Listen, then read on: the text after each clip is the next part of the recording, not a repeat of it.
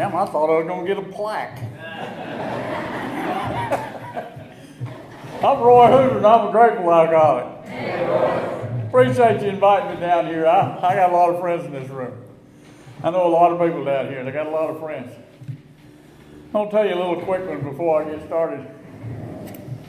This old boy was working down South America in the oil fields, and he sent his folks, his parents, a parrot for Christmas. And they got in there, and then after Christmas he called, he talked to his daddy, said, "Did you get that parrot I sent you?" And his daddy said, "Yeah, we did." And the old boy said, "Well, how'd you like it?" He said, "Well, we really liked him." He said, "We cooked him for Christmas dinner." And his daddy said, "Well, that parrot cost $5,000. Said he could speak 4 languages. And the old man said he ought to said something.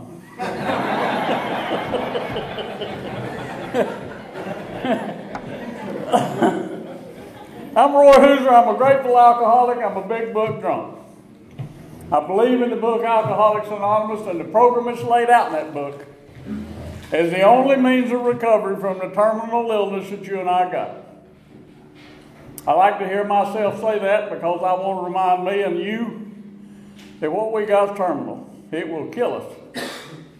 And Alcoholics Anonymous works 100% of the time for every man and woman who comes through that door and does the best they can to apply the principles of this program to their life.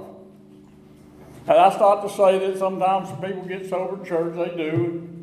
Occasionally some guy goes through mental hell to get sober. But those are exceptions. AA works 100% of the time. If you come in here and do the best you can to apply the principles of this program to your life, you can stay sober day at a time. I've seen it 1,000 times. My sobriety date is March 15, 1972. I have a home group, and my home group meets on Monday night. It's an open discussion meeting, and we have some awful good discussions. We appoint a chairman for the month, and we ask the chairman to come to the meeting with a topic. And he can talk about anything he wants to as long as it comes from the big book or AA-related material. And we have discussions like, tell us your experience on contempt before investigation. That's a good one. That's a good one. I got a sponsor. My sponsor's in this room tonight. My sponsor's got a sponsor. I believe in sponsorship. I sponsor a lot of guys. The guys that I sponsor are sponsored the same way I was. I tell them exactly what was told to me. I came up this morning or this afternoon, Wallace said, "Oh, you dressed up in that coat and tie?" I had a sponsor one time named Bryant Bibbins, and I guarantee you, if I stayed up before this podium without a coat and tie, Bryant would be turning over in his grave right now, over and over and over. My present sponsor would be upset too. I believe in doing the things the way I was taught to do them. I'm going to tell you in a general way what I used to be like and what happened and what I'm like today. And we'll be out of here by 9:30, 9:45. Bryant also said, "You come into Alcoholics Anonymous and you'll never be alone again, unless you're still at the podium at 9 o'clock. Down here it'd be 8. I had my first drink when I was 16 years old, sitting in a car with 2 friends at a drive-in beer place, a restaurant. And they ordered Miller High Life, and I ordered the Miller High Life because I didn't know any other brands. I came from a family that did no drinking whatsoever, and I didn't know anything at all about booze. And these 2 guys ordered a Miller High Life, and I did too. And I sat there in the car and drank a Miller High Life with 2 friends. And I'm convinced tonight that one beer didn't make that much difference in my life at that time. But for the first time in my life, I felt a part of. I had been apart from, I had been out of step with the rest of the world all my life, and that night I felt a part of. It's been over 60 years since I drank that beer. And I still remember what that feeling felt like. I can almost remember what that beer tastes like. What I can't remember is who the other 2 guys were.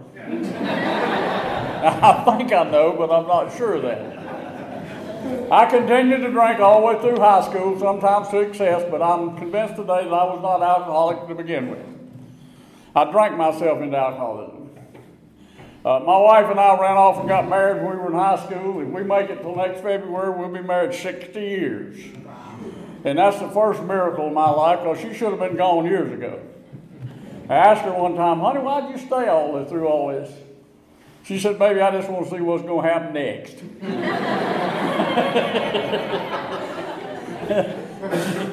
She talks Al-Anon meetings, and she always says we came in heat at the same time. We fell in love later. You know, that's about true. I won the Army and I was 20 years old, and if there's such a thing as crossing an invisible line from normal drinking to alcoholic drinking, it occurred to me while I was in service. Because it was there that I realized that I didn't drink like other people. I was thrown in with guys from all over the country, and most of them had been around bars and taverns and places all their life, and drinking was not an event for them. It was just something they did after work. But drinking was always an event for me. And I learned early that I didn't know when to quit. I couldn't quit once I started. I learned that I couldn't predict what was going to happen once I started drinking. And I had blackouts. 20 years old, I didn't know what a blackout was till I came in here. And I found out that blackouts only occur to alcoholics and potential alcoholics. They don't occur to social drinkers. They don't have blackouts. I had them real early. I couldn't remember what I did last night or yesterday or whatever. I spent 2 years in the Army, and I've told everybody I was very successful. You were protected and safe while I was in service. There was not a war while I was in service, and you have me for that to thank. Aside from that, I didn't keep any rank. I went in a private, and I got out of private. and I get busted every time I take a drink, seems like. But anyway, I got out of service, and I was a bricklayer. And I was working on a line with guys, and I'm 22, 23 years old, and I'm working with guys at 30 years old, and in the afternoon at 4 o'clock, they can't hardly raise up, you know. Their back's about to give out, and they're 30 years old, and I told my wife, I don't want to do this rest of my life, and so I decided I'd go to college. And I enrolled in High Point College, and I worked a full-time job, went to school full-time. My wife worked a full-time job. We put me through school. And it was not fun. And if there was a period of time when I didn't drink much, it was while I was in college. Because it was there that we didn't have any money. We didn't have any money at all. And so I didn't drink much, but whenever I got a chance, I got drunk.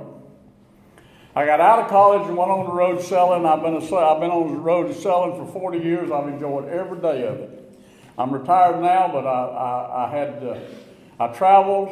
I sold various products, and I enjoyed every bit of it. It was my life's work, and if I had to choose a career again, that's the one I'd take, because I really had a good time selling. I started out selling mortar mix and cement because they hired me because I was a bricklayer. And I moved to Roanoke, Virginia, and I found out when I got up there that the product I had was not accepted by the people up there. It was not a good product. It had some bad problems with it, and nobody wanted to use it. And I found a place up there called the Melrose Barbecue, where the bricklayers go to drink beer in the afternoons. And I found out something about me. You give me a little bit of an expense account, let me buy a few beers and tell a few stories, and I can get you to change your mind about what you're thinking. And one long, I got them to buy my mortar mix. I stayed up there a couple of years and I came back to North Carolina, and I went to work for a company in High Point that I credit with accelerating my alcoholism fast enough to where I came in here at an early age. I was 35 when I got here. Now, the reason I did is the company I worked for, making a lot of money. I sold school buses. And this company made a lot of money, and they insisted that we fly first class when we flew. They insisted that we stay in nice hotels. They insisted we entertain at nice restaurants and serve only the best of booze. And I took them up on it. I was in, as they said, I'm in hog heaven. I started out and my drinking accelerated pretty rapidly. I was convinced I was already alcoholic, but my drinking accelerated. And I just want to give you a quick synopsis of how I started. I would get up on Monday and I would drive out to the airport, check the bags, get on the plane. The plane would take up, the wheels would come up, and here come the cart. And the girl would say, you want 2 drinks? I'd take 2 drinks from here to Atlanta. And when I got to Atlanta, I have to wait a 30 minutes, something like that, to change planes. So I go to the bar and have 2 or 3 drinks in Atlanta while I'm waiting on the plane to get there, going to Dallas. I'd get on the plane going to Dallas, have a couple of drinks going to Dallas. Whoever was picking me up would pick me up at Dallas. We'd go have a couple of drinks while the bags came down. And then we'd get the bags and go to his office for an hour and go to lunch. And have 2 or 3 drinks and a drink with lunch. Go back to his office and work a little bit and then leave early so we could make happy hour. Go drink 3 or 4 or 5 drinks at happy hour. Go to dinner and I'd have 2 or 3 drinks. Have dinner, he'd go home and I'd close the bar down. That's Monday. Tuesday's all over, going to Phoenix on Tuesday, something. But anyway, I came in every Friday night drunk. And of course, I created problems on the weekends for myself, for my wife, for my family, my friends, my neighbors. I embarrassed myself, everything. And I quit drinking every Monday morning. I knew that my drinking was out of control 5 years before I ever heard of Alcoholics Anonymous. And I quit drinking on the way to the airport every Monday morning. I would say to myself, and I meant it, if you'd have given me a lie detector test, I would have passed. I am not going to drink this week. I am going to stay sober all week. I'm going to come home Friday night. I'm going to be a husband and a father and a neighbor and a friend. I'm not going to do what I did last weekend. And I meant it. And I'd get out the airport, check the bag, and the plane would take off, and the wheels would come up. Here come that cart, and the girl would say, you want a Bloody Mary or a screwdriver? I say, I can't make up my mind. Give me one each. And it would start all over again. Our book describes it as being on a merry-go-round that we can't get off. And when I read that in the book, I fully understood what that said. I was on a merry-go-round I couldn't get off.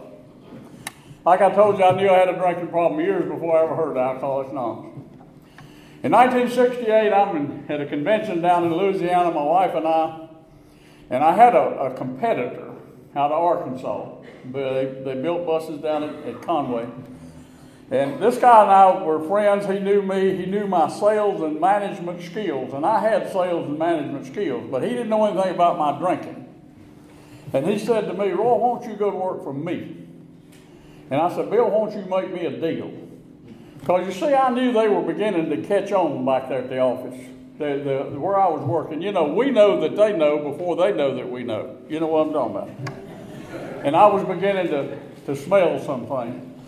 My boss came in and sat down in my office one day and said to me, he said, we realize we got 16 guys in our sales force that are in Alcoholics Anonymous? I said, no, really? Good for them. It didn't dawn on me till 10 years later he was talking to me. I didn't catch on. But anyway, I went to work for this guy, and they moved us to Pennsylvania. We went to a little town called Beaver Falls. Now, Peggy didn't want to go to begin with, but she felt she loved me, and I told her it would be different. The stress wouldn't be what I had before. And I'd be in the office. I was going to be sales manager for the Northeast, and there'd be no trouble. And so she went along. And nothing changed. You know that. Nothing changed. The same old thing. But I had a list of accounts when I got up there, people that I didn't know that had been working, buying from our company and been with our company for years. And one of the guys was in Washington, Pennsylvania, which is about 30, 40 miles south of Pittsburgh. And that's where we were living, right out of Pittsburgh. And Washington, Pennsylvania, and the guy's name was Ned Hunter. And I called Ned on the phone, told him I'm a new sales manager. And he said, yeah, I got the note. Come on down. So I went down and I met, and I learned that he was a very capable human being, knew what he was doing, a good salesman, good manager, knew his product. And we went to lunch. And the girl said, what do you want to drink? And I said, I'll have a martini. And Ned said, I'll take an iced tea. And I thought, oh, hell, here's a guy that don't drink at lunch. I'd quit doing business with people that didn't drink at breakfast. We were the guy that didn't drink at lunch. And then we got through with our drinking. I ordered a sandwich and a beer, and he ordered a sandwich and another iced tea. And but I thought, okay, I can probably live with this. And he went on several trips, and a few months later, and I was we had a convention over in Philadelphia, and I made the statement to him down there one day. I said, I'm going to go to Philadelphia. I'm putting up a hospitality suite for customers. And he said, you want me to go along to 10 bar? Yeah, come on. So he goes to Pennsylvania with me, and he stayed up till 2 o'clock in the morning pouring liquor, telling stories, laughing, had more fun than anybody there. Never took a drink. And somebody told me up there that Ned used to drink, but he no longer drinks. And that's all I knew about this man. And several months later, we were on an airplane. We were going down to the home office in Little Rock. And a little girl came down with a cart. And she said, what do you guys want to drink? And I said, 2 bourbons and 7-Up. And Ned said to the girl, I want 2 bourbons and 7-Up. Well, this caught my attention. Here's a man that used to drink, no longer drinks. I've known him about a year. He didn't drink a drop. He's ordering booze. That caught my attention. So she set him out on his tray, and it was little miniature bottles. And so he took the miniatures and put them over on my tray. Said, here, Roy, I'll give you 4. I'll just drink the 7-Up. And I said, Ned, you don't drink at all, do you? Now, this man had read the book Alcoholics Anonymous. He'd read the chapter Working with Others. And when I opened the door, he stuck his foot in. I got a 12-step call at 30,000 feet. Never said a word to me about my drinking, told me what happened to him. When he got through telling me, he said, I belong to an organization, a fellowship, he said, called Alcoholics Anonymous, and I haven't had a drink in 5 years. And I knew that was important. I knew that conversation was important. I was not going to pursue it. I didn't ask any questions because I suspected there was some not drinking involved. And I wasn't quite ready for that. But anyway, I knew that it was important. Now today I know that I went to Pennsylvania not to sell school buses. I know that today. I know that God sent me to Pennsylvania to learn about Alcoholics Anonymous.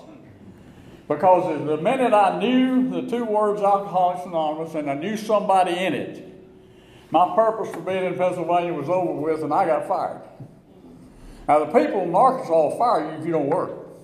Now, all I was doing was drinking, so that, And they fired me, and we came back to North Carolina, and I went and visited my brother-in-law. We had a little old furniture factory down the country. And I just drank. He was the president of the company, and he was the cloth cutter. I was the vice president of sales and marketing, and I loaded the trucks. So it wasn't no big outfit. But anyway, all I did was drink. I didn't go to the office half the time. And in November of 1970, I came to laying on the floor, my belly saying, why'd you do it, why'd you do it, why'd you do it? And I couldn't remember what happened. I just remember last night was bad. That's all I knew. But last night was bad, and I didn't have any details. And there wasn't anybody around to ask. Everybody was gone. The family was gone. I'm laying on the floor. And I remembered that Ned Hunter told me he used to be this way. And I called him on the phone, and it'd been a year or so since I'd talked to Ned. And I called him on the phone, and I said, Ned, I think I got a drinking problem. And he sort of chuckled and said, Roy, everybody that's ever known you knows you got a drinking problem. And we're just all thrilled to death that you finally found it out. And once more, he began to tell me what happened to him.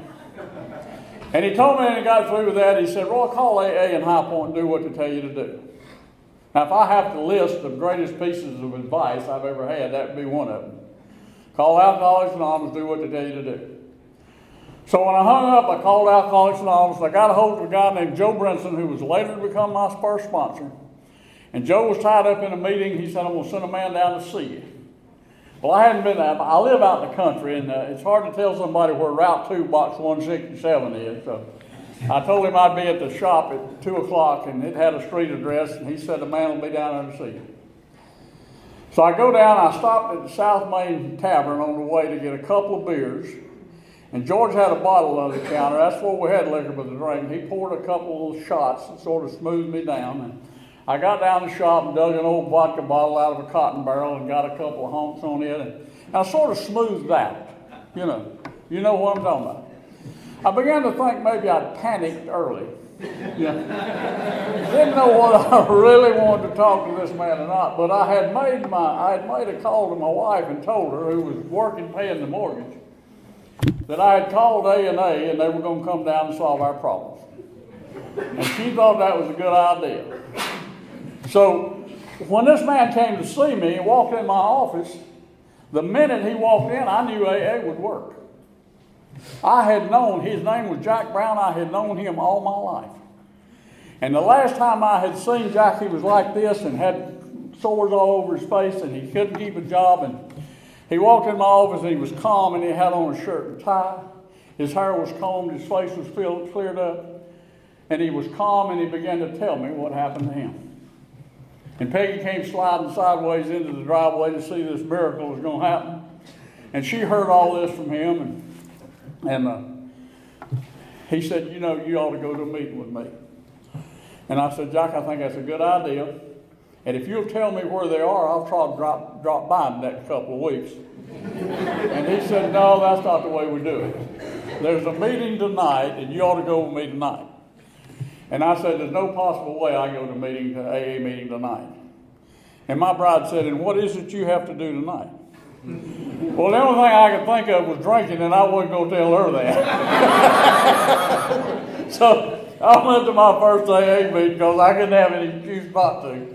And I did appreciate Jack taking time out from his job. I didn't know he worked for Joe, and the AA answering service was in their office. But anyway, I did appreciate it. So I go to my first AA meeting in November 1970. I walked in and immediately felt at home.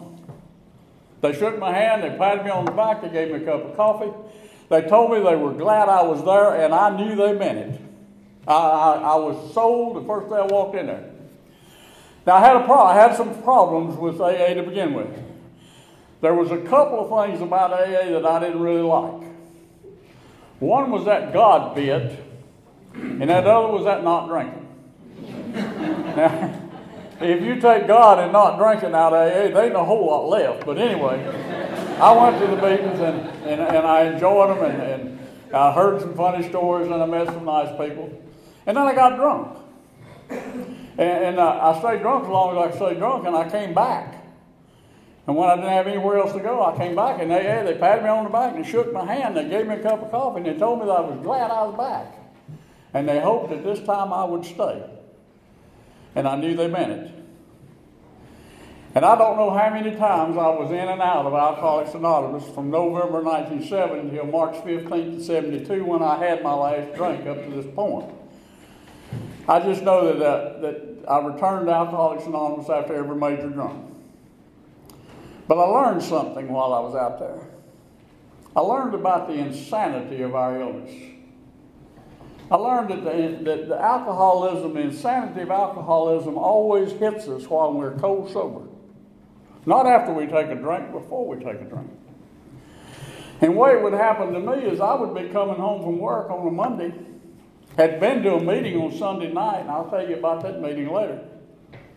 And just pull in the Smitty's and get a draft beer. Wouldn't even think about anything. Just wouldn't think about AA. The last time I had a drink, wouldn't remember a thing. Just pull in and get a beer. A draft. Smitty said, Roy, you want another one? Nah, I got to go home and cut my grass. And I'd leave. And Tuesday on the way home from work, I'd remember I had a beer yesterday. And I'd say, they told me in AA once I started, I couldn't stop. Well, I started and I stopped. They told me one was too many, and that one wasn't too many for me. That was just right. And I would begin to rationalize. Maybe I'm not alcoholic. Maybe mixing that scotch and that Ripple wine together is what did it. Or I would begin to really rationalize, alcoholism is an illness. Illnesses are curable. I've been to 37 meetings. If I was ever an alcoholic, I'm probably cured. And so to prove to myself that I was not alcoholic, I wouldn't even get a beer on Tuesday. Wednesday afternoon in my office about 2 o'clock, I remember I had a beer Monday. And I'd remember I didn't get drunk. And I'd remember that I used my willpower yesterday to not drink. And I would say, I bet I can drink another beer this afternoon and it won't bother me. And at that point, the obsession would set in and it would be so strong, I could not think of another thing but a draft beer at 5 o'clock. And it would be so strong, I would leave work early. I'd leave at 4 o'clock to go get one draft beer. And convince myself on the way that I can also get a king size to go and that won't bother me either. And I'd leave Smitty's at 4:30 in the afternoon after having drank a draft with a king size in a sack. And the next thing I know, it'd be Monday again. I'd be in jail, Rock Hill, South Carolina. And every time they gave me my belt back, I knew I couldn't drink. Every time I woke up on the floor and the family was gone, I knew I couldn't drink. But somewhere between there and the next drink, I had no choice but to drink. Alcoholics have no choice but to drink from here to here. They have no choice. No human power can relieve my alcoholism. That includes every member of Alcoholics Anonymous. God could and would if he was sought. That has been the answer for me and thousands of other alcoholics that I know. It's the only answer that I know. Now, let me tell you about another little group I was going to before I get into this. There were a group of us in High Point. We were known by the other members as losers. We would take turns getting drunk. And we grouped up together. There were 7, 8, 10 of us. And we'd take turns getting drunk, and we took care of each other. And we'd make 12-step calls on each other, you know. Well, we know we're going to be drunk next week. He's going to call on us. But we formed our own group. We didn't like it over where they're paying their bills and telling the truth, so we formed our own group. And the other people called it Slippers Anonymous, and they wouldn't go. Now today it's the Forest Hills group, and it's a good group. But back then it was sort of loose. One Sunday night we were there, and there were 9 of us there. And somebody had a 3-year birthday over the other group, and we were saying, there's no way that old boy can stay sober 3 years. He's got to be on pills or something. Ain't no way he can stay sober 3 years. And we bad-mouthing him, and somebody said, who's got the most sobriety here? And we counted up, and there were 9 of us there. And we had 11 days between us.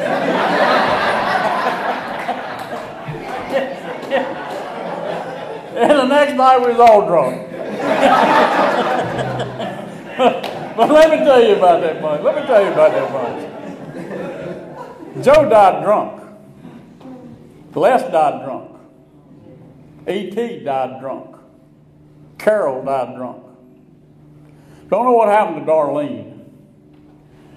But Walt stayed sober over 20 years before he died sober. And Paul stayed sober over 25 years before he died sober. And Ken stayed sober over 33 years before he died sober. And I'm still here. Pretty good record for that bunch of losers, I'm going to tell you that. Alcoholics Anonymous works for losers. On March 15, 1972, I came to laying on the floor. Everything I had was gone, it should be gone, and I didn't deserve to have it back. That's how I felt. I stole those words from another speaker. Everything I had was gone, it should be gone, and I didn't deserve to have it back. That's what I felt like. And I cried out to a God that I didn't believe in. A God, if there's a God, I need help. My whole life changed in a fraction of a second. I was enveloped in the greatest feeling of peace and serenity I've ever known in my life. Today, when I'm close to God, I get glimpses of how I felt that morning, but never anything since then. I knew that morning that I was alcoholic. I had been for years. I knew there was a God. There always had been. It was me that was wrong. I knew the problems I had that morning would be solved by the program and or the people of Alcoholics Anonymous. And somehow I knew that every problem that I would ever have would be solved by the people and or the program Alcoholics Anonymous. And the beautiful thing that happened to me that morning, I didn't know till later. That insane belief that I can successfully drink was removed. And I didn't do it. And I don't know, I've been sober now over 42 years. And not for a fraction of a second have I ever believed that I can successfully take a drink. I know I can't. When I see that sign out there with that perspiration running off that beer, and it's hot outdoors, the first thing I think about is what it feels like to throw that up. So it don't bother me too much. Anyway, I went back to AA that night, and I went back with a different attitude. And I said to Joe, I want to stay sober, will you help me? And Joe Brinson became my first sponsor, and he began to show me how to apply the principles of this program to my life. And he began to show me that the steps of this program would change my life. And he got me into the steps, and I began to do them, and I got down to the 4th step, and I listed the resentments and the fears and all the things I'd done. And then I got on into the 8th step and the people I'd harmed. And the upshot was I came up with a list of character defects. Joe pointed out what the character defect was in this particular instance. And I wound up with a list of character defects that I have to work on the rest of my life. And I wound up with a list of people that I'd harmed that I had to make amends to. And now I've been sober 42 years, and I'm not rid of my character defects. But they don't run my life anymore. And when one pops up, I now have the tools to handle it. And I have made amends to everybody that was on that list. Now, there may be somebody that I don't know. And if it comes up, I am willing to do whatever is necessary to make it right. But I have made amends to everybody that I have harmed that I know about. And what I learned from that was I am no longer tied to your concept of God. I have my own concept of God. I have my own God. I don't have to depend on your God for anything else anymore. And I developed my own set of principles and standards that I live by. I don't live by other people's standards and principles. Some of them play into mine, but I have my own sense of standards and principles that I have developed through prayer in this program and working with the sponsors. There may be some people who don't like the way I live, but that's not my problem.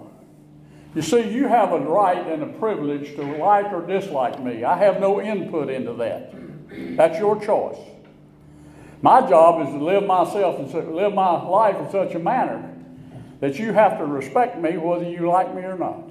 That's my job. And so I left there and I went back to the group, and the group took me in, and I became a part of that group. And they let me read the steps and the traditions. They let me make coffee. They let me set up the meeting. They let me chair the meetings. And they started taking me on 12-step calls. Back when I got sober, we didn't have halfway houses, detox centers, and recovery facilities like we got today. Thank God we got them today. Because you know how you detox a drunk? A few people here know that. You know how you detox a drunk back when we came along? 6 guys and 2 fists of liquor in 3 days. It'll wear your ass out. Morning wallet. That's how you did it. And we bought them underwear, and we got them motel rooms, and we took them home with us, and we did whatever was necessary. And it told us if we wanted to keep this, we had to give it away. And we began to do that, and I began to do that. And we had an old minister and came to High Point, a Baptist preacher named Orrin Mills. I loved him to death. He was dumb as hell, but I loved him to death. He opened up a house there, and he kept drunks warm and clothed and fed and dry. That's all he did. And they would beat him up, and then he'd throw them out, and then he'd come back in 2 weeks. He'd let them back in. And he got all his money from church contributions. And Orrin called me one night, and he said, I got a church meeting, and I can't miss it. And Rudy's in DT's, and everybody in town knew Rudy. Can you come sit with him? Yeah, I'll come sit with Rudy. I get up there, Rudy's back there in the bedroom, and he's covered up, and he's seeing snakes or bugs or something. I don't know what he's seeing. I can't see them, but he's seeing them. And he'd point and scream out, and so I got me a chair and a fly swatter, and I sat beside his bed. And I beat the boogers off of Rudy all night. He'd wake up, and he'd scream, and he'd point, and I'd hit where he was pointing, and whatever he's seeing would go away. And I sat there all night beating them boogers off. And somewhere in the wee hours of the morning, it suddenly became important to me that Rudy get well. No longer was I there for my sobriety. For the first time in my life, I cared more for somebody else than I did for myself. That's a delicious feeling. And not one time since then have I ever gone out to help a drunk from me. I'm sincerely interested in your sobriety. I was sober about a year, and a man gave me a chance to go back on the road. I had burned a lot of bridges, and a lot of people didn't want me to work for them. They wouldn't give me a job. And a man gave me a chance to go back on the road, and I worked for him for 5 years. And I quit because he kept changing the program. Every time I'd get to making some money, he'd make a change in the program. And the third time he did it, I left. And I went to work for another company, stayed 20 years and retired. But I had a chance to sit down with this first guy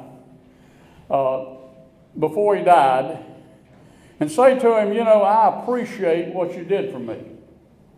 I still don't believe in your business practices, and I don't agree with your business practices, and I still feel like you cheated me. But I want you to know that I do appreciate you giving me a job when nobody else would. And I didn't let that excuse the fact that the man cheated me. I know the difference. So I was able to do that, and I was able to walk away from there free. While I was working for that company, they took us on a business trip. We went to Western Pennsylvania. There was a company that made products that we sold. And they took us on this business trip, and we had an agenda before we left of what was going to take place, and we were going to be there a week, and we're going to see how all these products were made. And the last day there, we're going to have a cocktail party and a banquet. Now I hadn't been sober long enough to go to cocktail parties. I'd been sober a year or two, but I wasn't quite sober enough to start going to cocktail parties, and I was a little bit frightened. And Joe had died, and I sat down with Jack and Frank, some of the old timers there, and told them, I got to go to this cocktail party, and I don't know what to do. And old Frank Chance said, he was a common sense kind of guy. He said, look, simple. Don't nobody care whether you drink it or not. Go to the bartender, get there early. Tell him you're on the wagon. Tell him you're not going to drink, and to give you some ginger ale and put some fruit in it, some orange slices and some cherries. And just sip on it. So you make it through the cocktail. Don't nobody care whether you're drinking or not. Well, I did. When it made it right through the cocktail party.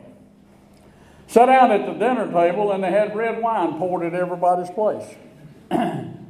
Old Joe sitting next to me, he drinks, don't bother him, still don't bother him. He reached over and finished his. He got my wine, put the empty glass in front of me. The waiter came by with a towel in the wine. I said no, and he went on. Got through with dinner, and the lady whose husband was paying for all this, the hostess, sitting across the table from me. And she said, I heard her tell the waiter, bring everybody Irish coffee. That's coffee with Irish whiskey and whipped cream on top. And I said to the waiter, just bring me regular coffee, please. Well, this caught her attention, and she said, Roy, you ought to try the Irish coffee, best Irish coffee you ever drank. I said, Miss Green, I'm sure that's true, but if you don't mind, I just prefer regular black coffee. And she said, no. She said, you got to try one. She told the waiter, she said, he's got to try one. Bring him one too. So I finally decided what these guys have been trying to tell me all these years. There comes a time when you have to make up your mind whether you want to be mildly embarrassed or dead. It just boils down to that. Me to drink that Irish coffee is to die. And so I said to the lady as quietly as I could, so I wouldn't raise a fuss, I said, Miss Green, I'm alcoholic. If I drink that Irish coffee, I'll tear this goddamn restaurant down. She said, maybe y'all bring him regular coffee.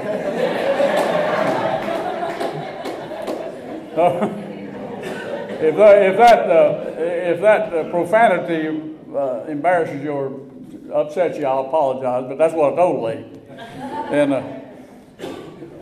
anyway, about a few years after that, I'm down in Atlanta, the machinery show, and I'm walking in the halls down there, and I heard a voice say, hey, Roy. And I turned around, there's Cully. I hadn't seen Cully in years, 20 years probably. He would work for the same company. And he worked Mississippi. I worked Virginia, Maryland, and he worked Mississippi. And he lived in Mississippi. And he came up and we shook hands. He said, you got time for a cup of coffee? And I said, yeah. This has been 18 years ago. And so we went over and had a cup of coffee, and he started talking about it. You remember when we were up at that meeting and that woman tried to get you to drink that Irish coffee? Yeah, Cully, I remember that. I said, you remember what you told the lady? And I said, yeah, I remember. I didn't want to tell Cully. I've been telling that story for 10 years. He said, Roy, I was sitting down a few seats from you, and I heard what you said. And said it impressed me. Said, I had been impressed all week with the way you conducted yourself. He said, I was alcoholic then. I didn't know it. I just thought I drank too much. And he said, years later, when I ran out of everything and everybody, I said, God, if you'll give me what you gave me, I'll try to do something about my drinking. So I've been sober in AA over 10 years. That's 18 years ago. Cully been sober 28 years. Now, if we read in our book, in Bill's story, we read that Ebby Thatcher made a special trip to New York to tell his old friend Bill Wilson about the spiritual program he had found that was keeping him sober.